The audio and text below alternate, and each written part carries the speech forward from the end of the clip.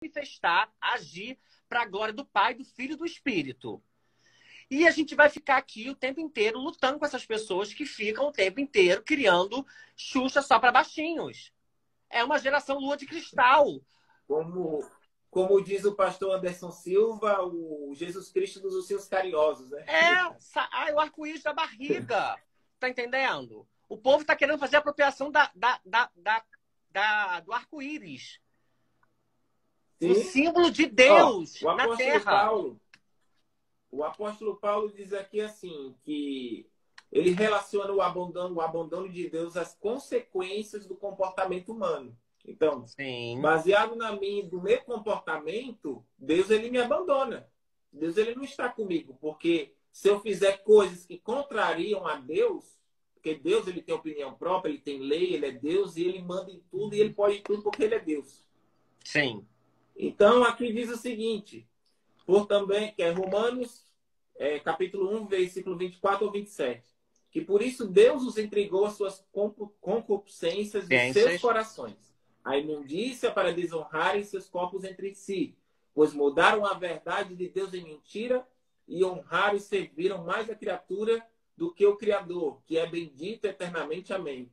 E por isso Deus os abandonou suas paixões infames, porque até as mulheres mudaram o uso natural no contrário à natureza, e semelhantemente também os homens, deixando o uso natural da mulher, e se inflamaram em sua sensualidade, uns para com os outros, homens com homens, cometendo torpeza, recebendo em si a recompensa que convinha ao seu erro. Então, a culpa ela se torna o passo mais breve das nossas consequências, sempre mais detalhadas do dilúvio, dos vícios, e fazendo estourar a podridão interna da sociedade humana. Então, o que está acontecendo hoje em dia? Isso englobando a todos, não a questão aqui só homossexuais. Eles querem naturalizar o relacionamento sexual como normal, que a gente possa estar se relacionando com pessoas diferentes, do mesmo gênero, qualquer outra. Só que o próprio Jesus Cristo, na palavra de 1 Coríntios 6, 18, 20, deixa claro que a fornicação é um pecado que transgride ao nosso próprio corpo. Não podemos fazer tudo o que queremos, porque Cristo na cruz pagou o alto preço, e isso não me dá o direito de fazer tudo o que eu quero. Lembrando que no versículo 14 ou 15 diz o quê? E será que quando Cristo voltar, se unirá uma só carne a uma prostituta? Ui! Não, porque as pessoas não entendem o seguinte, Claudinho. Meu Deus. Quando uma pessoa ela se relaciona sexualmente com outra, vamos colocar assim, quando uma pessoa que é cristã e se casa, e vai ter a primeira noite com a sua esposa, com o seu marido, eles estão cultuando a Deus no seu relacionamento sexual. Sim. Até no nosso ato sexual, quando a gente segue uma ordenança de Deus e a gente consome e realiza essa mandança de Deus, o nome de Deus é glorificado no mundo espiritual. Então, a gente cultua no nosso relacionamento sexual com o nosso cônjuge.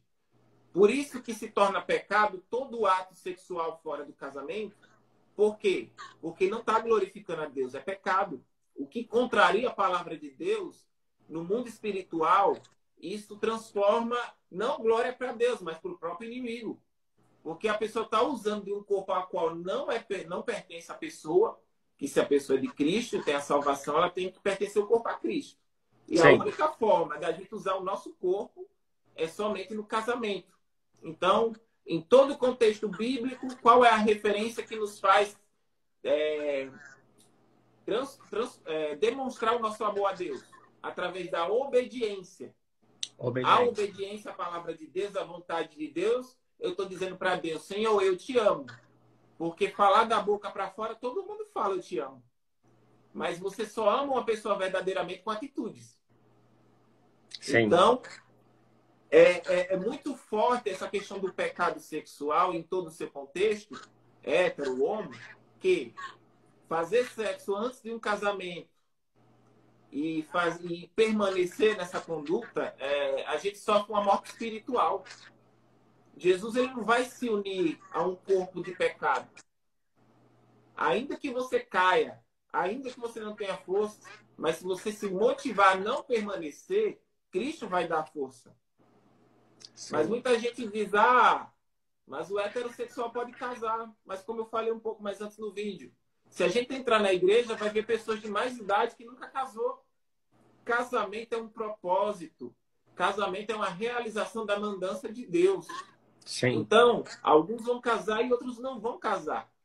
Isso não é uma regra. Jesus nos chama primeiramente a viver uma vida de santidade. Amém. Isso para todos.